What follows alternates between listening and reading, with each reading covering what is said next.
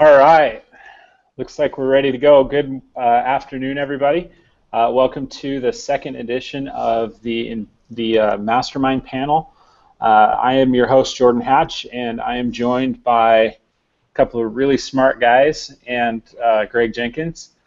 So first we have Paul Sokol. He's an automation expert with Infusionsoft. We also have Jake Lunniss, who, am I saying the last name right? Lunniss. Lunniss, there we go. He is down in Australia, one of our certified partners down there, and then the ever popular and awesome Greg Jenkins with Monkey Pod Marketing. So, welcome to the call today. This call is going to be recorded, and it actually auto posts to YouTube right after we're finished, which is super cool. I'll send out the link to everyone after it's done and posted and all that good stuff. Thank you for coming on today. Thank you guys for coming on. The last time we did this was like 2 days before I left for a really long trip to New Zealand, where I grew out this awesome beard and rode my bike for about 350 miles, which was a little bit crazy of me to do, but it was awesome. But I'm excited to be back, excited to do this again. The last time we did this, we did some campaign reviews, and that worked out so well that we're going to do the same thing again. We have a couple of campaigns we're going to look at. It's actually, we'll go through as much as we can in the time allotted. A couple of quick things. There should be a question and answer box over on the right-hand side of your screen. If you want to ask questions, you can type that into that, and I will answer them. We'll kind of go through here and answer those as they come in. Also, we've got a couple of different things to share with you at the end of the call, how you can stay in touch with all of us and get more information from us as well. So, do you guys have anything to say before we get started? Greg? Yeah, for future mastermind panels, do you have a preferred way that people can submit their own campaigns to get them reviewed on something like this? Yeah, great question, Greg. The best way to do that is either to email me or hit me up on Twitter, Facebook, something like that. You can just respond to those emails. It's actually my personal email that all those emails are coming from. So shoot me an email with your campaign or campaigns and what you'd like us to review. And we can use that to, pick from the different campaigns. So all of the ones that we're going to submit to, or we're going to go through today, were submitted by people that attended the last call. So. And I think it's worth calling out that we love talking about not just like the campaign structure, but the psychology behind it and the copywriting and the other elements as well, right? Yeah, absolutely. It's not just about the cool kaleidoscope-looking designs that are on the screen. It's the content, it's the what are you doing, what are you trying to accomplish, anything that has to do with how to help you make your campaigns more effective. So, So, anything else, guys? Jake, Paul, anything you guys want to add? No, let's have some fun. Ready? All right, cool. Let's do this. I'm going to go ahead and share my screen so you can see the campaigns that we've got here. And if you give me one quick second here, I got to pull up my notes and everything here about what we're doing. So these campaigns were submitted. This is actually one kind of massive campaign that was submitted. And let's see. Oh, okay. Are we seeing your screen yet? We're just waiting for that to come in. Do you guys see it? I'm seeing it. Yeah. You see it, Paul? Now? I am not seeing it. Oh.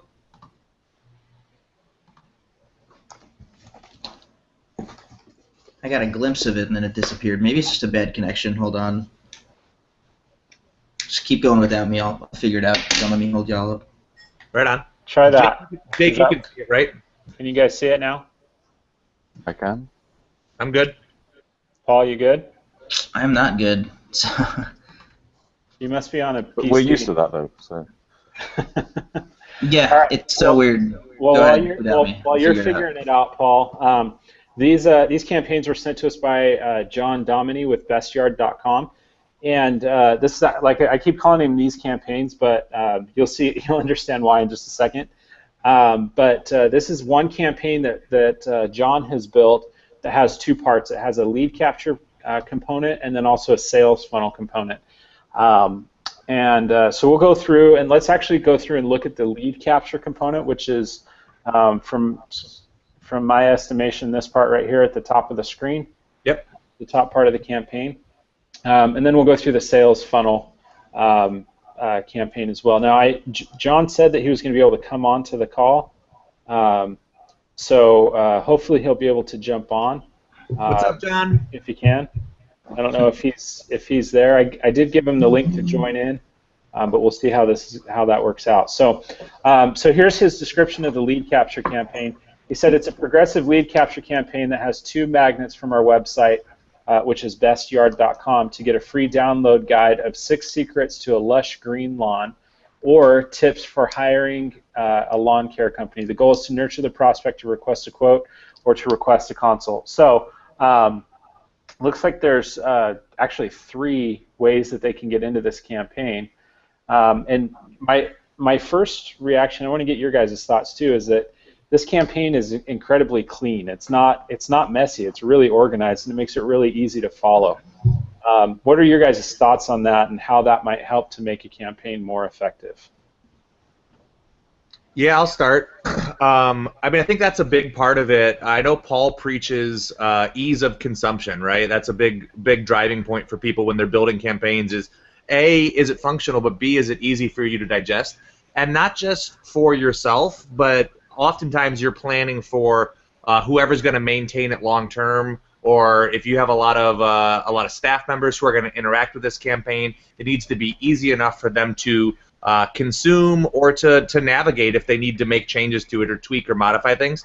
And this one, with the exception of I think where you're going to go with this, with there being so much on the canvas, each individual section itself is pretty easy to digest. Yeah. Paul, what are your thoughts? I mean, this kind of, to me, looks like right up your alley for how you preach and tell people how they should structure their sequences and campaigns. Yeah, this is beautiful. This makes me smile. I wish all of our customers built stuff that looked like this. There's a clean line between the center of what I guess the ideal thing is. So even just looking at this, I can in plain English say, okay, so they're going to opt in for something, hopefully request an assessment, get the first call, get the second call, and then whatever else is to the right. But it's really clean. It's real easy to understand, and this gets a thumbs up. Yeah. Jake, what are your thoughts?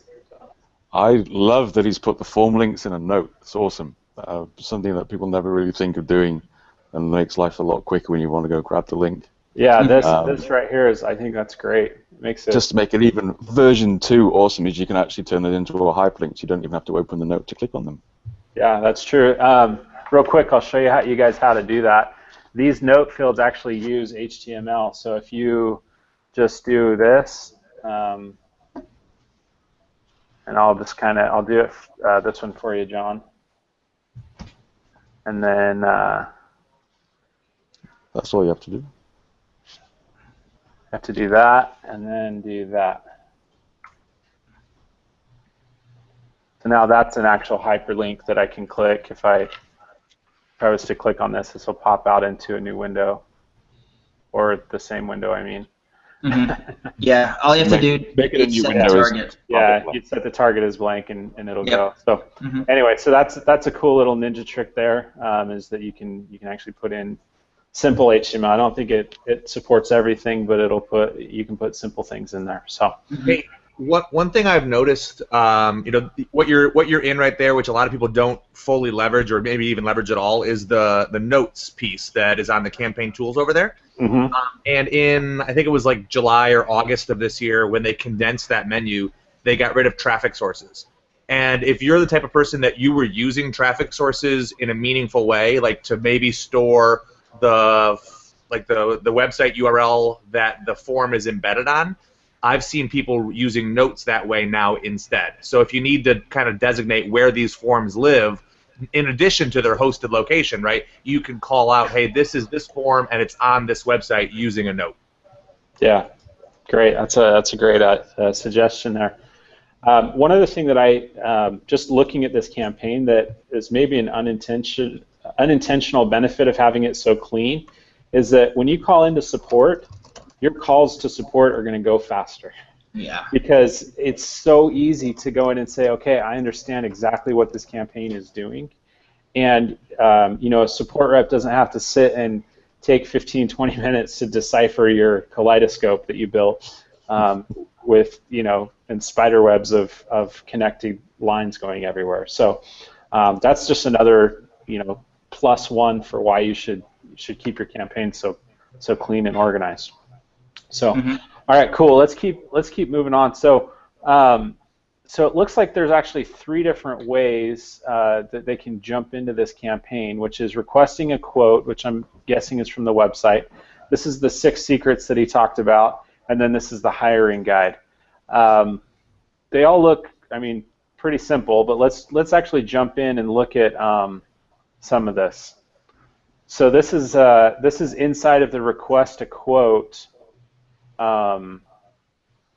sequence, and I'm seeing a lot of tags.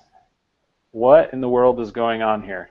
It might be a membership, like it might be permissions as he's going through, or it might just be for reporting.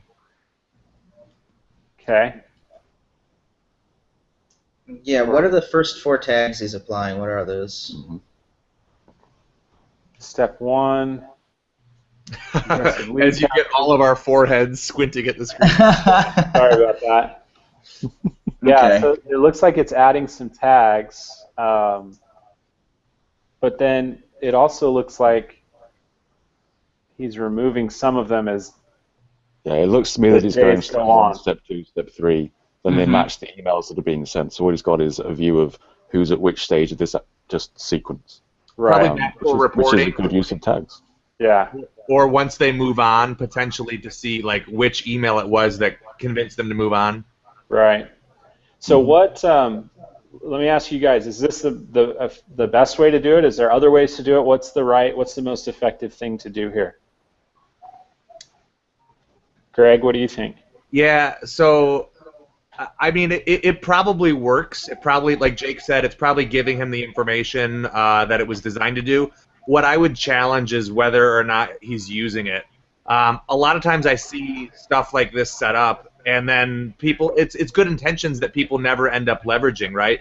My rule about tags is like, yeah, you can never have too many. You can only have meaningful and non-meaningful tags, right? There's not like a limit. It's just whether or not they carry value that you're using. So I would just encourage them to really ask if this is necessary, and if it is, congratulations. That's probably giving you some really detailed info. Yeah. Jake, what are your thoughts about that? I'm entirely with Greg on that one. If he's getting value from it, then fantastic. If he's not, then it was a waste of effort. And it's a very labor-intensive way of doing it, but it's also very clear that this is exactly the stage they were before they converted to the next step. Yeah. So I agree. My initial thought is I'm glad that they're not using custom fields. Because I've seen that, but at the same time, like, I like to preach simplicity as well. And my first question is there enough people? Not that how do I say this? Going through and having this set up and having all the reporting and all of that having that set up is great. But are there enough people actually going through this to actually get meaningful data out of this, right? Like if you've got like 15 leads that you're generating a month, this is overkill for that type of reporting. Don't spend your time building all of this stuff out. And I'm not suggesting that they have 15 going through. I don't know, but if you've only got 15 people going through this campaign, spend your time figuring out how to get more people going through the campaign rather than building out this complex tagging and untagging and reporting type scenario. Does that make sense? To me, that's a better use of time and effort than doing this just because you can. I think that sort of aligns with your philosophy on split testing as well, right? Yeah, I mean, if you've got 150 people on your list, doing split testing is a waste of time. Send a freaking email. Like, just send something and make it work. Yeah. Paul, I didn't get to you. What are your thoughts on this and how this is structured and set up? So I don't know enough about why it's being done. It may be done if I had more context around it. Like they said earlier, if it works for them, it works for them. There is one thing that's really cool that I'd like to point out. Can you please open up the apply for tags again? Yeah. He's got a tag in there which is almost acting as like a control or a suppression tag. I think it's. Is there a delay? The first apply for tag step, if you could open that one up again. Yeah, it's open. Okay. So my internet connection must just be awful. So there's some tag in there. It's like in sequence or currently in progressive lead capture, right? Yeah. So, and again, I'd need more context around it, but I've seen this kind of control tag that allows suppression from other things as well. So they can exclude them from a broadcast or something if they're in here? Exactly, yeah. Like if they're right in the middle of a lead capture, some type of, nurturing thing to get them to bubble up into a lead, we want to focus on that. We don't want to be hitting them with, other campaigns and other broadcasts. So that's a neat little tactic that I saw here. And then the only other thing I see is I believe that lead tags one at the bottom is redundant, the request to quote primary form. Again, I don't know how he's using that, but to me that's just a campaign goal completion report. That was all that I saw on that. Okay. Cool. Yeah, I think this one I could go either way with having that last one there. Like you said, it is a little redundant. You can get that data elsewhere. But we talked about this on the last call is that that tags are globally searchable. That report isn't. So I could go either way on having that one there. So. Let's go dive into another one. I'm just going to pick. I mean, it looks like all of these have the same structure. Yeah. Structure. It's just a matter of what it is that he's sending. Mm-hmm. Do we want to dive into some of the content, or should we just keep going? Go ahead. I was going to say it might be interesting to explore how the structure could be made a little more efficient. Because I'm looking at the sequences here, and as you observed, Hatch, they're all basically the same. The only thing that's different is that first email, where it's delivering whatever it is that they built. So unless the content is different per each of those steps, maybe you could take step 2 through 6 or 8 or whatever, and just put that in a sequence of itself.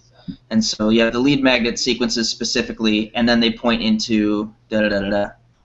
Yeah, let me just look real quick, because I think my guess is that they're similar, but yeah, it's the same content. He may just be referring to that lead magnet differently. Mm-hmm. Yeah, which is awesome. Yeah. I would, if you want to make it more complicated, I would consider adding. The second email that we just looked at says, hopefully you've had a chance to read this.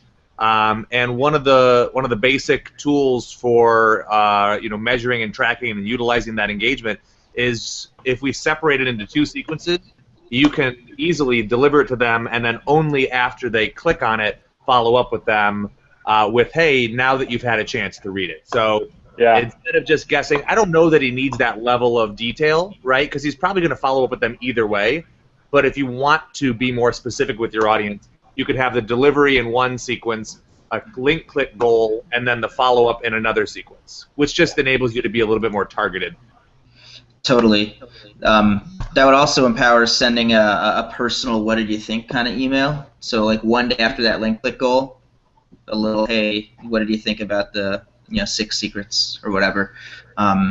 Especially because these emails are coming through branded. If that email gets sent as a plain black and white, for the people that it's targeted to, that it resonates with, they're going to reply to those emails, and those leads will bubble up naturally. It's a pretty cool little tactic. Paul, do you have a marketplace template that they could start with if anyone wants to do that? Yeah, they should. I believe there's a free resource campaign, which is a general lead magnet delivery. With the download and the follow-up, right? Follow-up is there. There's definitely a link click goal for sure. Yeah. But that's easy enough to just add an extra sequence onto it that says, yeah. So if you look in the free resource and how do we put this in the assets hatch? What's the best? You want to just shoot me the Yeah, I'll do it. And I can do that. Yeah, I'll do it in the chat window here. On that particular model, after you download the resource, there's a tag switching piece. Within that is where you could easily add a delay and then an email that says, hey, what do you think? Let's see the chat here.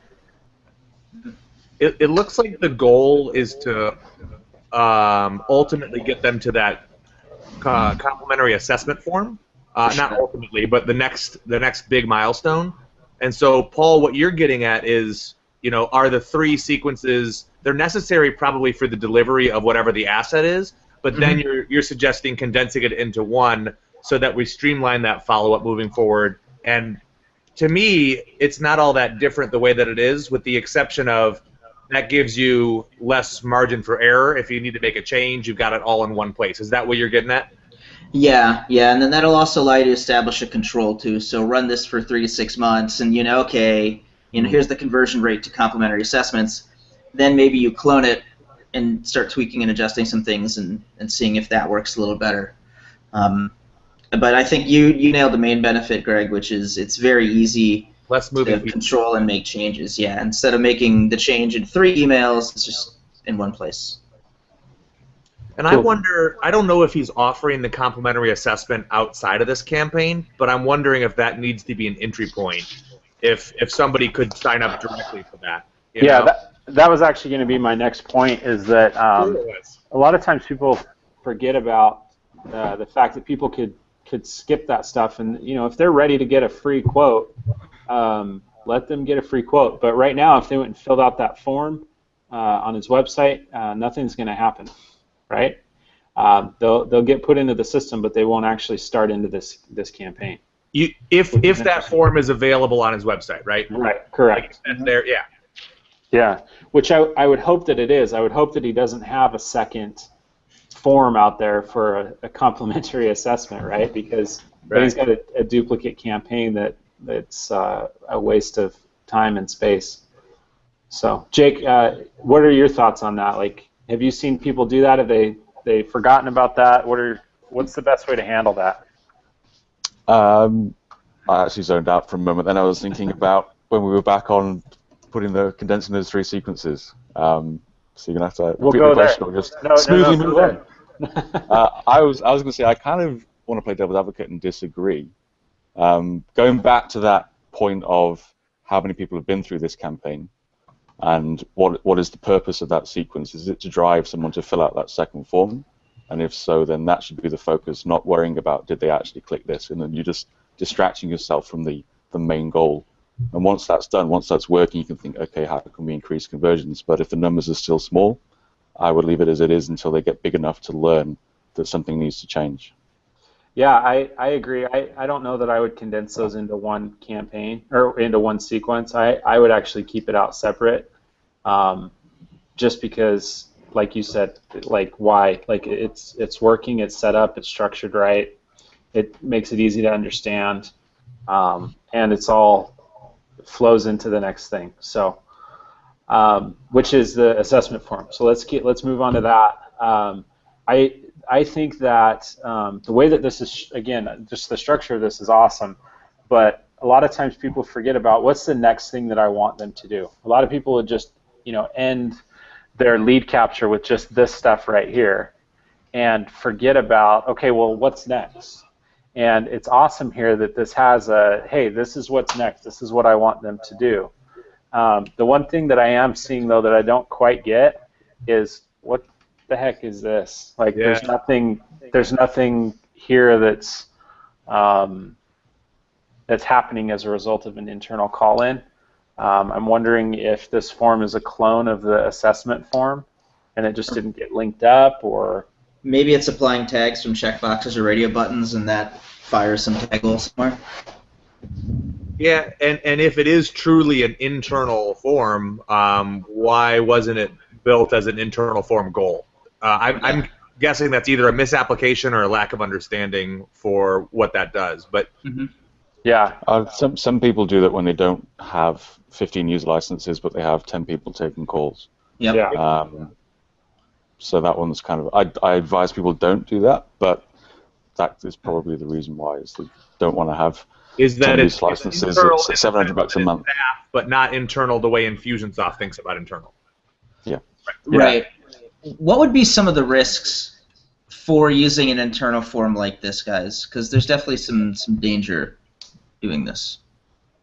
One of the there's a couple that I've always said is, number one, there's a chance that you're overwriting data based on cookies. So basically, what happens when you fill out that form, a cookie gets set on the computer that's filling out the form, and Infusionsoft uses that uses that cookie for tracking who that person is. So there's a chance that if that person fills out a form again, it overwrites the previous person's, the previous contact record. The other thing is that if that person that filled out the form, so the internal person, the lead source for that new contact that gets added would be based on the internal person that's filling it out, and also when that person goes to different websites or other web forms or things like that, it's going to show up in the history of that contact because it's tracking that person's activity using the web tracking script that gets installed on all the forms. So I hope that was kind of a long answer and a roundabout way of saying don't do it. I think we followed, but that is a kind of convoluted explanation, and the long story short is that that's not the designed way to use that form, and so you can have some unintended repercussions, right? Yeah, which is duplicating records, or sorry, overwriting records, and misrepresentation of what a contact has actually done on your website and where they came from to get into your list. Yep. And isn't there a risk as well that if this form is filled out multiple times in a short period of time, it'll actually stop accepting submissions? Yes, that is also the case. I think it's, well, as far as I know, it's once every 5 seconds from the same IP address, which would be unlikely on a form that long. Right. But is that what you're getting at, Paul? Right. If you had 5 people from the same network that I see. Internal calls. That makes sense. Yeah. Yeah. So it just depends on volume at that point. I guess one other drawback, if we're poking holes in it, is and that you just are not necessarily being as efficient as possible, because it makes you fill it out from scratch every time. And if it's a contact for whom you already have some information, you would have no way of knowing that when you fill this form out. But that kind of goes back to Jake's point, that's one of the benefits of purchasing user licenses, is you have that flexibility. So you're that's your trade-off. Do a little bit of extra work or pay a little bit more for the extra user seats. Yep. And then also duplicates too. If they use different email address, you'll get duplicate contact records. And you can also, you lose oversight over the team. Unless something's been built into it to say who's actually filling out this form, you won't know who filled it out. Right. Yep. The other thing is there's some weirdness that happens when, it looks like he's just sending them to a page on his website. And so the user's never seeing this. This is just an internal person that's going to see that page. So that's an interesting... I don't know. It's interesting. Just look at the language on the copy there. Yeah. That does seem like it's well, wait, did we look at... Yeah, hang on a sec. It's a clone of his... So this internal call-in form is the exact same as this one. Okay, got it. I wonder if it's applying tags to meet that indicate interest goal there. I wonder if that's how it's dropping them in. I think there was a checkbox at the bottom. There were some checkboxes there that were so yeah. This one is a clone of that. I just wonder why not make that an internal form like it should be. Well, yeah, probably what Jake was getting at. Yeah, I agree.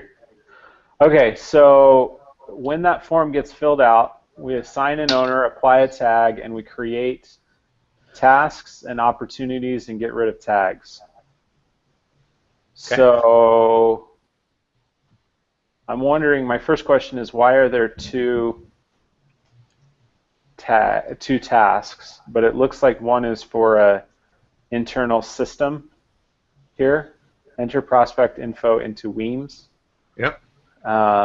which I don't know what that is. And then there's a task to call. So depending on what Weems is, if that could be handled with an HTTP post, that would take out the manual step there. I don't know if the other system, can connect that way, but if you can in an automated fashion, that's always going to be your preferred way of doing it. Yeah, Jake, you sounded like you had something to say about that too. Oh, I was going to say the exact same thing as Greg.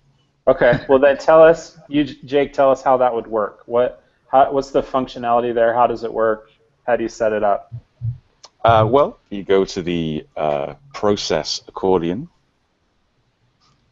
and this is a great time to show that awesome drop it in the middle trick that I actually only discovered about 6 months ago, which is the best thing ever. Yes. And then an HTTP post is when you're very simply posting information from one server to another, and it's on value pairs. So you want to post the email address, the name of the value on the left would be the name that it needs to receive at the other end, so the description that software uses for a contact's email, and then on the right we use the merge field to post the Infusionsoft version of that information. And then also the URL is where it needs to be sent, right? So, sorry. Very simply put, that's it, but I think Paul could probably elaborate on that if he wants to. Well, you guys pretty much nailed it. My thought was that let's say that Weems doesn't have the ability to do an HTTP post. Within that Weems task, you'll notice that there's no body. There's nothing in there. To streamline the workflow, if I needed something like this in my business, I would put a URL directly as close into Weems as humanly possible. So I'm looking at the task in my day, I click, and then hopefully it's, basically how can I take the end user as close to, how can I lead this horse as close to the water as possible so that way all they have to do is drink. Yeah, that's a really good point. The other thing too would be to merge in that person's information right here. Yep. So if this is popped up as a task, I can keep that open, copy and paste from there instead of having to go look up the contact record and all of that as well.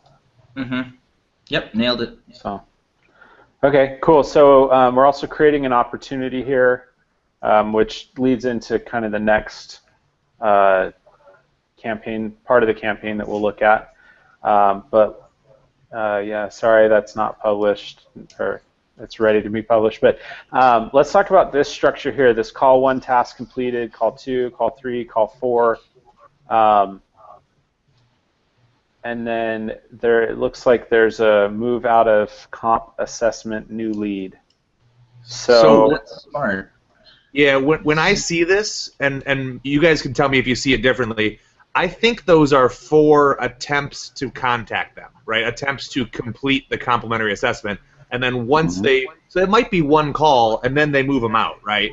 But the idea is after each attempt to contact them, you complete the task, and then it queues you up theoretically to do it again. And then when you move them out of that stage altogether, it means that it's been accomplished and it kind of bypasses it. That's my guess. Yeah, that's what it looks like. The weird thing I'm wondering is why the decision diamond. What's the logic in the diamond? I didn't see that.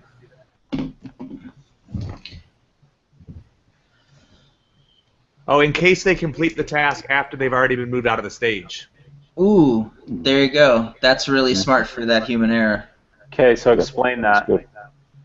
So if they move them out of the stage, right, that completes that goal down toward the end. But if they then go back and mark one of those tasks as complete, it'll drop them into one of these sequences, assuming they're still active elsewhere on this canvas, and I'm guessing that they will be.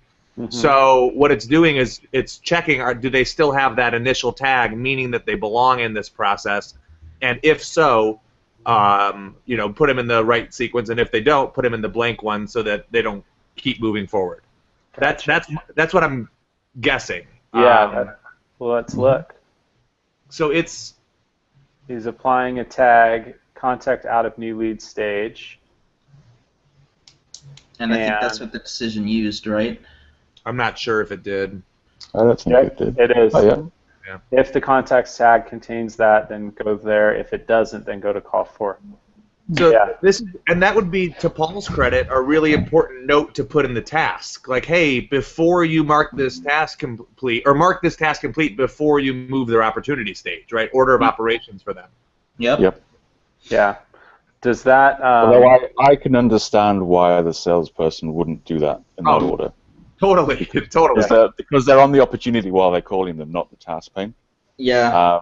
So and the reason I always recommend people don't use the task completed goal is that there's so much room for human error. But in this case, he seems to have taken care of it very intelligently, and it's pretty awesome. So here's a question: why use tasks here and not stages in the opportunity? Because it's not an opportunity stage. Could be. I try and get people to as few stages as possible, because otherwise you end up with 50 stages, and I've tried to convert to move stages a third time is not a stage itself. Gotcha. When you're thinking about the sales pipeline, you've got new lead, working, closing, won or lost, basically the big five.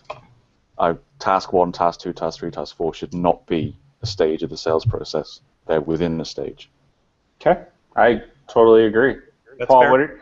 you're a opportunity aficionado. What are your thoughts?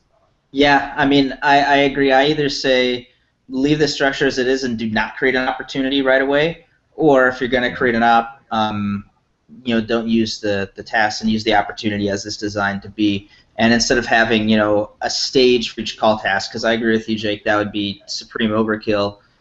Just have a general contacting stage, and then that implies we've tried to reach them, and obviously we haven't. And then it's just an issue of training your sales reps. Hey, make sure you're making 4 calls before you mark it as lost.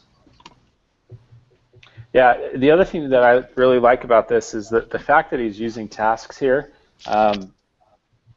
gives him the ability to go and look and see how many people are actually making those calls with the task reporting, which is I can't remember who made the point, but I think it was you, Jake, that said you lose oversight by not using the internal form. It's the same thing. If you don't use tasks to notate whether or not somebody actually did something, you lose the ability to go in and see, hey, are they doing what they're supposed to be doing? And if their numbers suck, is it because they're not doing what they're supposed to be doing? Or if their numbers are awesome, is it because they are doing what they're supposed to be doing?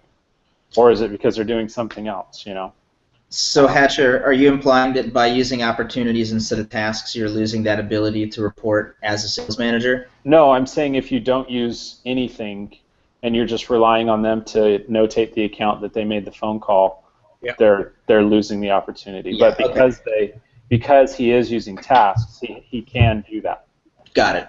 Yeah, totally. So one partially baked idea I had was, when somebody moves into that first stage or that first opportunity is created, I was thinking, hey, we don't need all of these different task milestones. We could use one sequence and just have an email reminder every few days, hey, make sure that you call them, and then when they move them out of that stage, it would complete it. But the drawback that prevented me from saying it was exactly what you're describing, is you wouldn't know if they did or didn't contact them or how many times. You just wouldn't have very good reporting on that type of interaction. Yeah. Cool. So. All right. Jake, were you going to say something?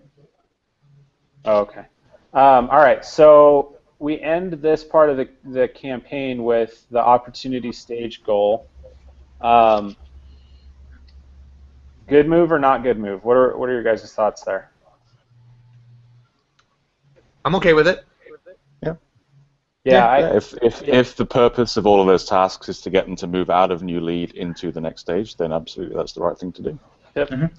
Yeah, I agree with that. Now, let's talk about the next half of this campaign. And before we move on, I want to talk about the elephant in the room. I think that this whole second half should be its own separate campaign. What are your guys' thoughts? I would go further and break it up more, but yeah, I mean, you've got 2 very clearly defined points of changes that you're getting them to the pipeline, and then they're in the pipeline. Yeah. What you said you'd break it up more. How would you break it up more? I would put all the tasking into a separate campaign as well. Okay. Why is that? Is that because I view that as a defined stage of the process, So we've got the lead capture part, we've got the what we may call early conversion, and then we've got the pipeline. And that's just how my mind sees this whole process. And then there's the fact that bigger campaigns, they just take longer to work in. There's also the room for really screwing up and having to cancel the whole thing for everyone all at the same time instead of breaking one small part of it, and then there's just less margin for error that way. Yeah, I think that's an interesting point that we sometimes forget, is that if you have to stop this, you're stopping everything for everybody and not just a piece of it. One thing that was interesting when I was trying to send you guys the image of this, I want to show you what happens. I haven't seen this, but watch. It says your campaign is too large to be converted into an image. Yep. Yeah, so that might be signal number one. If you can't export it, it's too big and there's too much crap in there. Yeah. Not that this is crap, but there's just too much stuff in there. Hey, an added benefit to splitting it into multiple campaigns at that point is if you scroll back up to the right, Jordan, where the end of that first line of logic was, you could just conclude it with the goal and not even have that tagging sequence there. And that way you wouldn't need any of the blank decision diamonds because they would be out of this campaign once you move that stage. You know what I mean? Yeah. So, and then in the new campaign, presumably it would start with that moves out of that stage or moves into the next one, and that's where you would do the tagging. But that way you wouldn't, because they wouldn't be on this canvas, those task goals would no longer be entry points, and that contact wouldn't have to worry about, which happens in which order. Yeah, and what's interesting too is if you look at this part of the we'll call it the closings process. Yeah. He has the same structure here. That if this campaign ended with that, then he wouldn't have to have all of this stuff as well. Yeah. So. Yeah, and like Jake pointed out, it makes it easier if you have lots of people interacting with these campaigns. If like this, only one person can work on it at a time. But if there are 3 or 4 different campaigns for each stage, and you've got 2 employees who need to access them, it makes it a little bit easier for you to do the administrative side of things too. Yeah, Paul, what are your thoughts on splitting it up? Yeah, I'd probably break it apart. Maybe once they move out of that first stage, they make all the sales stages into one, because that's, for all the reasons you mentioned, multiple people can admin it if it's in multiple campaigns. You don't have to shut everybody down, or at least not, build some temporary escape hatch to only shut down the stuff you need. And then, of course, you run into the problems of being able to export an image. So, yeah, I'd break it apart. Might as well.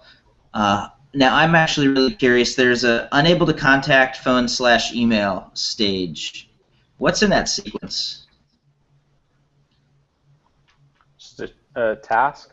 Okay, so it's just a task. Oh, postcard to the lead. Postcard. Very cool. One thing, yeah, if it's saying send a postcard, this is one of those things that a lot of people don't know about and don't use, and is super helpful, is a fulfillment list. This makes it 500 times easier. Instead of sending one-off postcards, you batch them all up, and this will actually print off, last I checked, labels as well. It'll give you the file to do labels. From your dashboard, it does, yeah. Yeah. Yeah. So when you print them all off, on your sheet of Avery labels and put them on one by one and send them all out at the same time, which is really cool. Would you want a timer in front of that fulfillment to wait till Friday and do it all together, or are you thinking that with the batch this job? You actually can do it with batch this job. You can say wait until there's at least one item to fulfill, but don't wait longer than 7 days. I was just feeding you guys. Oh, come on.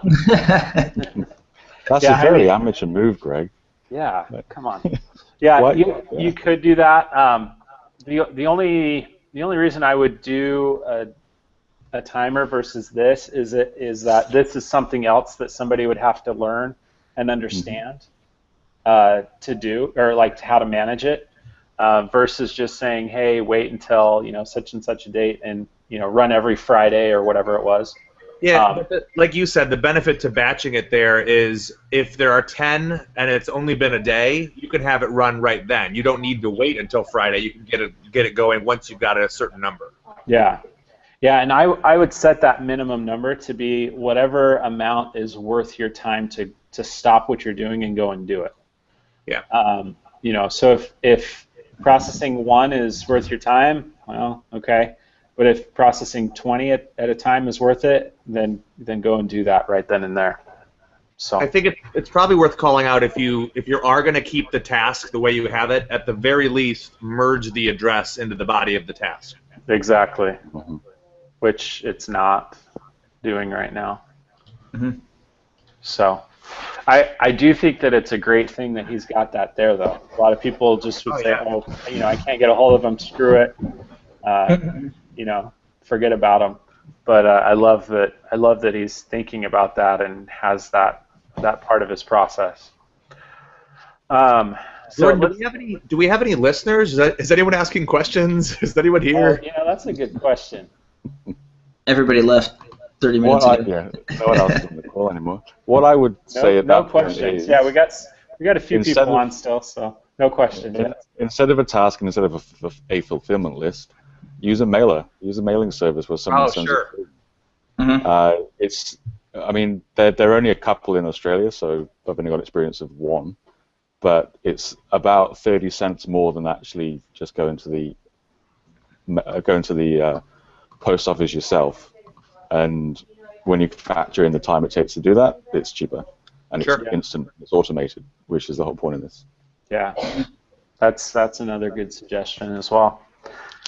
Okay, so let's just see if there's anything else in here. I mean, it looks like this part of it is pretty straightforward as they're moving from stage to stage to stage. The one thing that's interesting is that I'm wondering about this structure. I wonder how the opportunities are set up to the layout of this. I mean, do they move this way or do they move this way and then this way through the process? Does that make sense? Mm-hmm. Right. Yeah, so with that. So visually, which direction are they doing? The ladder up and down, or are they going in circles? Yeah. I actually don't think it really matters. Because this isn't the kind. You wouldn't come to the campaign to see where your pipeline is at. You've got your dashboard widgets for that and the reporting for that.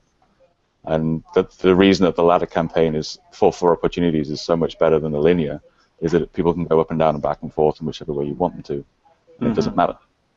So I think in this case it doesn't matter that you can't really tell which direction it's meant to go in, because the point is it can go in any direction. And as long as they have the stages bookended, then functionally it's going to behave the same. Mm-hmm. Yeah. Okay. Yeah. That makes a ton of sense. All right. What about this quote sent moves into quote sent task negotiate, this whole process here? Jordan, can you send out that link I just passed through to you, or did that go to everyone?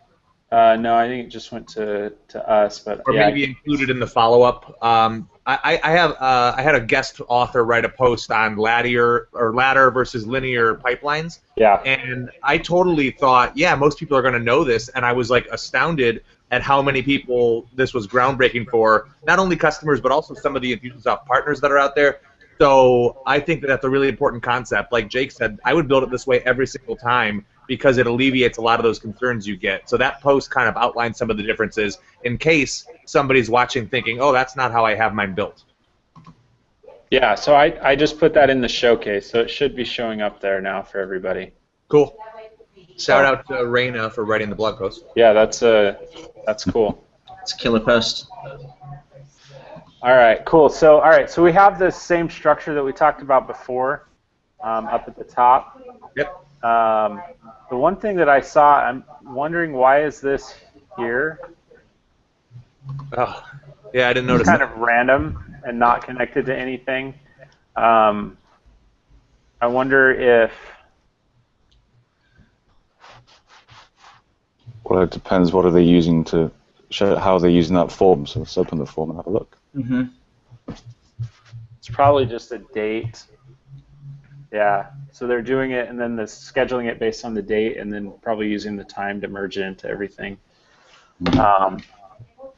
So again, wondering why this isn't an internal form. It should be. It is an internal form. I believe it is. Oh, was it? Oh, it is. Okay, yeah. I just don't usually see people put their logo at the top of an internal form. I'm racking my brain for this. I may not be 100% on this, but you can only use an appointment date time field to automatically create that appointment in the calendar in Infusionsoft. Is that right? You can't create a calendar item from a web form. Yeah, but you can use an action set after this using the date time field to create the appointment entry. Okay. Yeah. I think. So Where are you going with this, Jake? yeah. To add it to the salesperson's calendar. Oh, Yeah. So they're actually sending an email to Chris with the appointment reminder. So I think Chris is a salesperson. So one thing about this is doing it this way would allow you to add it right to your phone if this is coming in on your mobile device. In most, Android and iOS. iOS. Yeah, sorry, I paused because it's just going to have the appointment time. Yeah. It's not going to have the date. But if they did have the date, he could just click on it and it would automatically populate into a calendar item on their mobile phone. Because it doesn't have both merge fields, you're saying, right? Yeah, so it's waiting until the date and then it's saying, hey, your meeting was so-and-so at this time.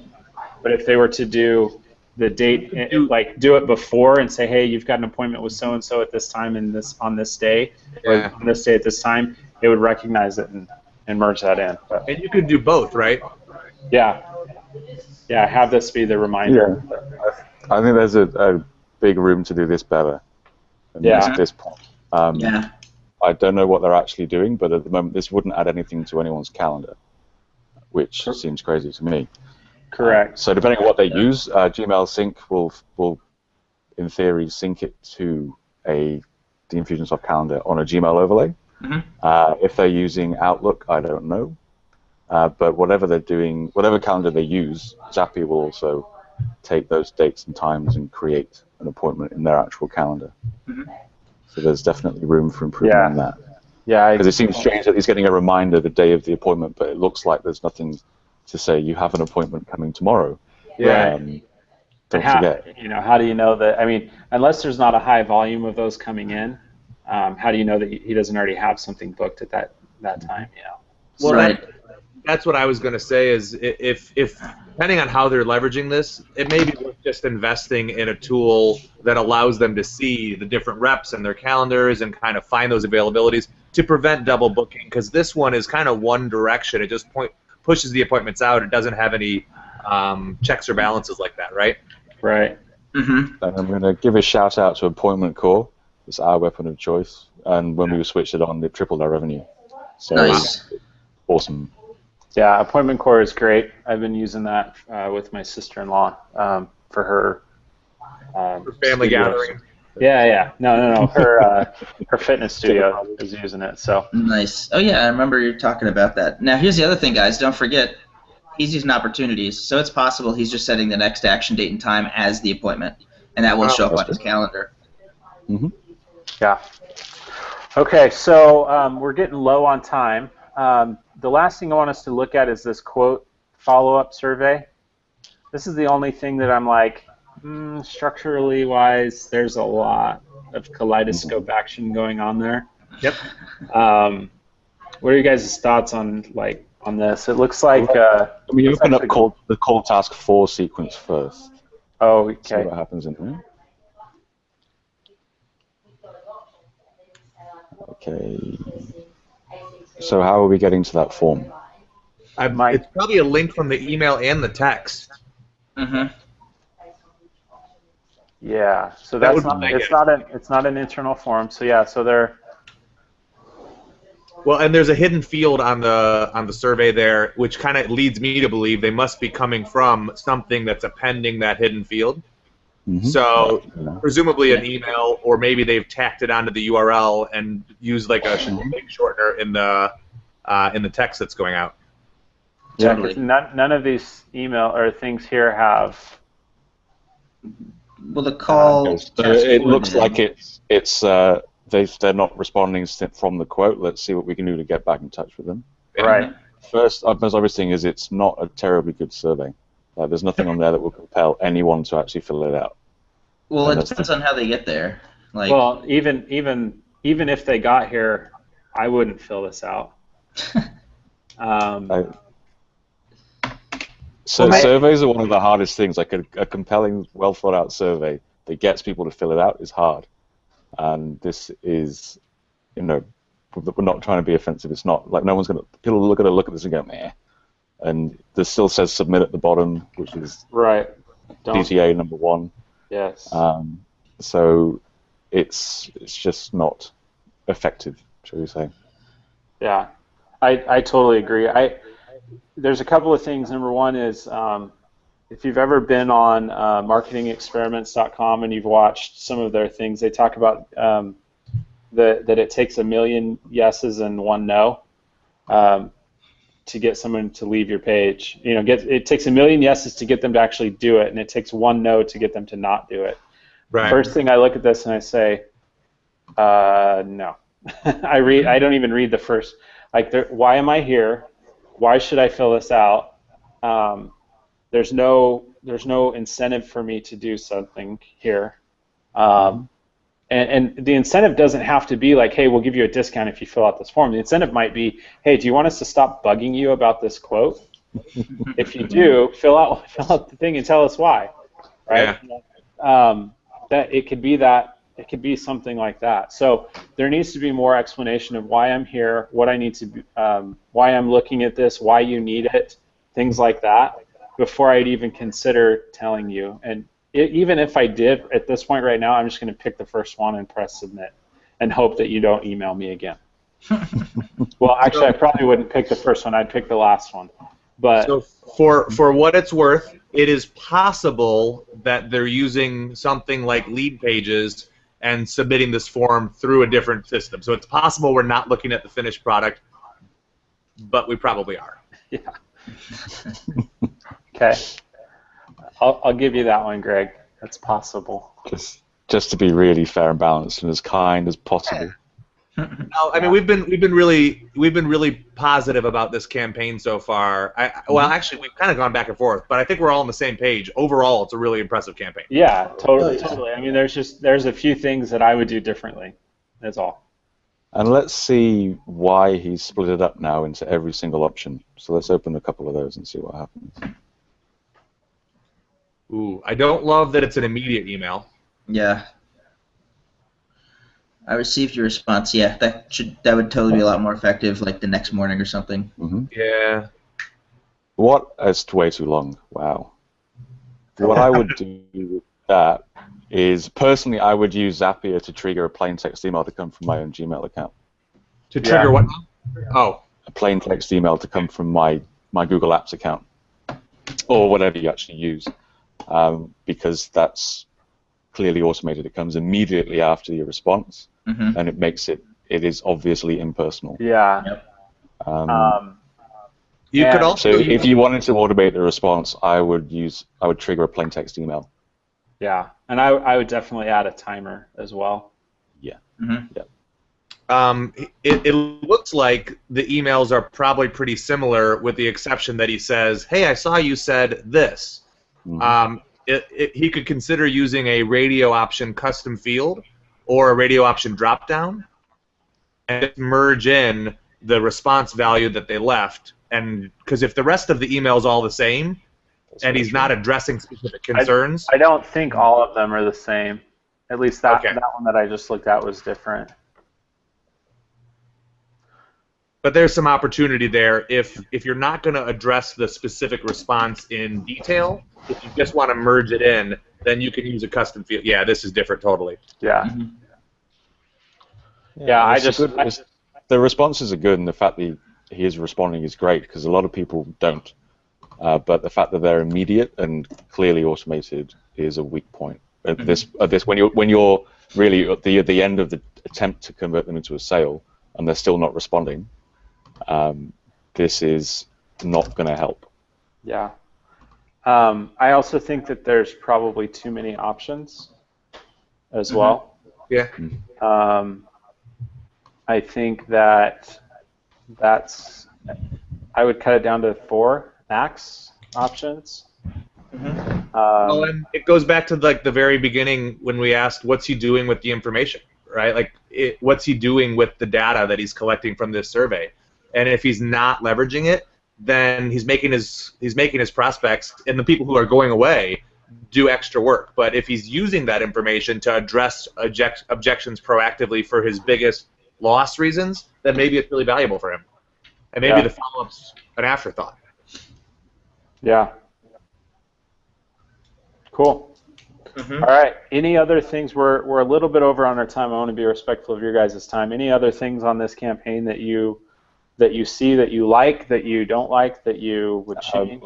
I'd also put the entire survey as a separate campaign. Yeah. That's breakpoint number 4 for me. Yeah, I agree. I think that's big enough that it could be its own thing. I'm also wondering why this, if he's got another process for closing as well, right? I think that was over here. You know? Yeah. And it also wouldn't end the sequences that aren't connected to it. Yeah. So someone will sit and we'll do ourselves or delayed project for forever. And delayed project can very easily become a lot of those. Yeah.